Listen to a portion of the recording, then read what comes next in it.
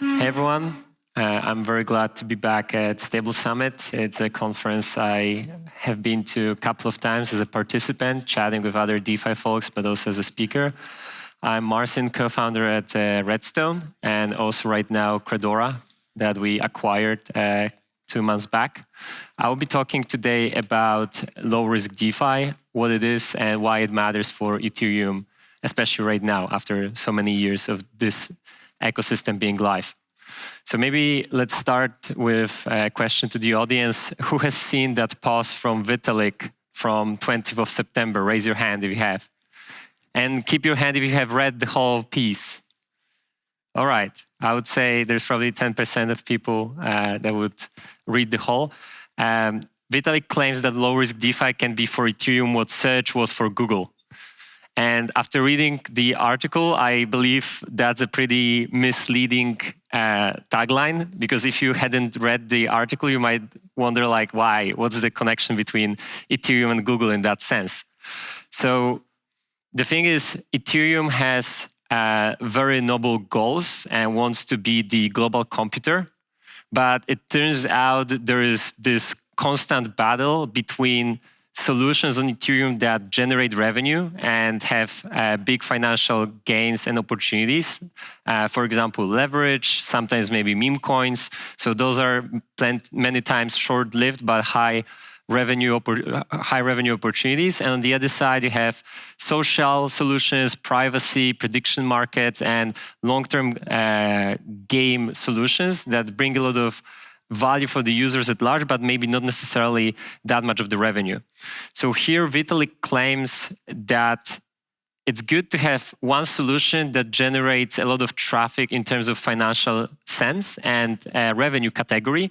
And for Ethereum, it can be finally the low-risk DeFi, with a goal of achieving global democratized access to payments and savings in valuable asset categories. So we're talking about major currencies such as dollars, of course, but also euro, yen, yuan, Argentinian peso, stocks, bonds, commodities, and so on and so forth, living on chain in a tokenized, most likely manner. In finance and economy, I graduated quantitative economics in Warsaw. There's a concept of cash cow, which is a product that constantly generates revenue over a long period of time. It doesn't have to be tremendously revolutionary, but it has to be long-lived when it comes to the revenue. And I would say here is what Vitalik means with low-risk DeFi. It doesn't have to be extremely innovatory as long as it keeps its purpose. And for Google search was just that. It was this one product that generated so much revenue for Google that they could create maps, they could create Chromium, they could create so many other services that are apparently right now free. And people could claim, hey, Google is actually bringing a lot of value in all those other aspects for our daily life. So the two main categories would be the basic function of payments and savings in low-risk DeFi, and the other one is well-understood tools like synthetic assets and fully collateralized lending, and the ability to exchange between these assets, so DEXs. Someone could say, all right, but that was available in 2020 or 2021. Why now is the big change? Well, for once, we have the change in regulatory environment. Right now, the blockchain-based solutions are very much welcome by many of the global economies, including the US, but also Europe is working on new regulation, and Asia. And the innovation in DeFi has skyrocketed since 2021. Right now, we have liquid staking tokens, liquid restaking tokens, yield-bearing assets, higher monitoring tools. We also learned a bunch through past mistakes. And crypto does not have magic secret sauce for sustainably creating much higher yields than TradFi. It's not that there is a magic wand and we create, hey, 12% for everyone with very low risk. But what crypto can offer is the secret sauce for having the economic opportunities that already exist globally and permissionally accessible for everyone, no matter which country you are in and no matter what kind of strategy you are interested in. And here we go into the Credora aspect, which in this low-risk DeFi movement that is not ideally defined, because Vitalik doesn't say, hey, Aave and Compound is low-risk DeFi and anything else is not low-risk DeFi. It's a spectrum, right? So it's a subjective way of assessing which strategies and which categories you would put into that low-risk DeFi bucket. And this is the problem of the users. It's difficult to choose the right asset, lending market, and vault for your risk appetite. Over the past years, we've seen proliferation of stablecoins. We started with USDC, USDT DAI. Then we saw the emergence of Ethena, on the USDY, Hashnode USYC that was purchased by Circle. And right now we have over 200 stablecoins. So how a regular user can navigate that. Tokenized assets, same. We started with T-bills. We've gone through private credit, cash and carry, and so on. Now we are tokenizing stocks, reinsurance, refactoring, and many other well-known TradFi financial primitives. And in DeFi vaults, it's the same. We started with Aave, Compound, the two giants that have been around for a very long time. Then we opened up with permissionless vaults on Morpho, Euler. And now we have over 500 vaults, yield strategies with risk creators. And fintech companies such as Stripe, Revolut, Robinhood are going into that category and will be revolutionizing even further. So for regular user, it's very hard to determine which strategy to choose and which one is adjusted to the risk appetite of a particular depositor. Therefore, we created risk ratings with Credora, where we take into consideration plenty of risk factors such as network risk, counterparty risk, smart contract risk, operational risk, Oracle risk, and we create a very simplified risk rating model. So in TradFi, it's something very well established. There are three major agencies over there, S&P, Moody's, and Fitch, that are rating various assets. And we took the traditional ratings scale that is very, I would say, granular. For example, BB, B minus, BB plus, and so on. And we made it simpler. So we kept it only from D to A plus, so that for regular user, it's easier to distinguish. And our thesis is that in crypto, the differentiation between very stable and safe yield and YOLO products that promise you high yield and pinky promise they are low risk are extremely hard for regular user to distinguish, because there is this concept of social proof. If someone put already $100 million into a specific strategy, okay, they had to have some proper risk assessment for that asset, right? So this is exactly what happened with stream finance. Like when people were seeing others generating 20% yield, and the product already had, for example, $120 million of deposits, everyone was like, hey, I'm missing out. I'm missing out on a beautiful opportunity that is considered already by the market like a very low risk. So this is where Credora comes and says, oh, wait, we cannot rate right now Stream because it blew up already, but we did some back testing, and most likely you would have gotten a C or maybe even C, lower than C rating. So there would be already a signal for regular user that this category is actually very high risk.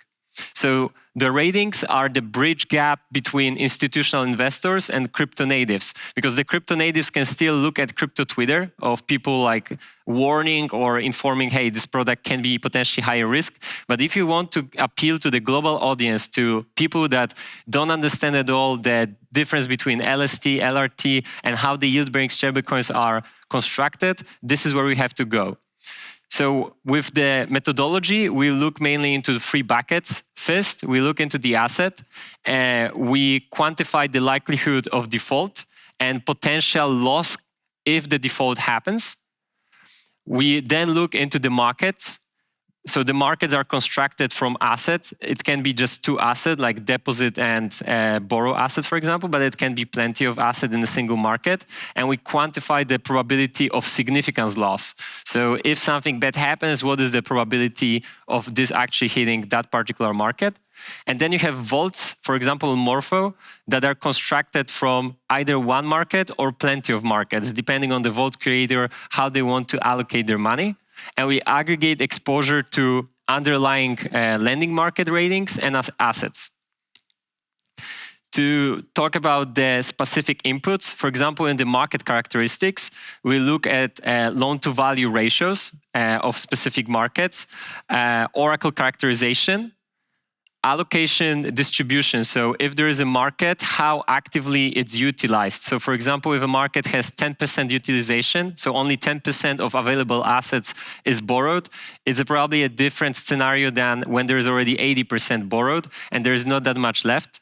What is the rebalance profile of the participants in the market? So have they in the past added to their collateral when their health factor was depreciating. So if they're an active allocator that manages the position or just took a position and then waits until it's going to get liquidated or not. Collateral asset rating, so looking at specific things that are into the market itself. Returns distribution, so we model return distribution considering volatility on the market. And then pair liquidity data, which assess available market depth, so how much you can sell of an asset given a specific slippage.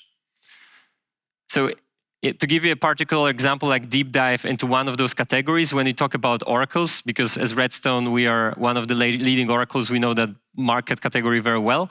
There are various types, depending if the asset has the dynamic oracle, which is many times called market oracle, so how people trade an asset, or it has an exchange rate oracle. So there is a contract where you can deposit or withdraw asset or mint and burn. We look at the exchange rate between the deposit and the receivable asset. And there can be also hard-coded oracles. So you say, hey, YOLO, let's just say in the market vault that price feed for a specific asset is just worth $1, no matter what the market says, and it's going to be like this. That was one of the big problems with stream finance. Some of the vaults were hard-coded with one. We did chat with a stream team, and we were advising them, hey guys, maybe it's not the wisest strategy to follow, but right now it's spilled milk and learnings from the hindsight. Looking at the market methodology, we look at collateral asset and probability of default for the rating. Price per simulation, I think this chart shows it pretty nicely. So what is the current available liquidity obtained from the slippage curve? So imagine if there is a liquidation of, for example, $10 million of position with wrapped Bitcoin, what would be the slippage given the available liquidity on various decentralized exchanges, right? Because that's where usually the asset is being sold right away. I try to go back, but I can't. Okay, so I'll just move forward then. We also utilize Monte Carlo simulations to look into the liquidation steps, because if some asset is going to hit a liquidation threshold, it doesn't mean that the asset will continue just to plummet or go up, depending whether it's a long or short position. It can be like different paths for the asset to move forward. So we do those kind of assumptions, and then the final rating and the probability of significant loss is the accumulation of all of those inputs. And then, as I was mentioning, a vault usually consists of a couple of markets that have assets in there. So there is asset, there is a market, and there is a vault.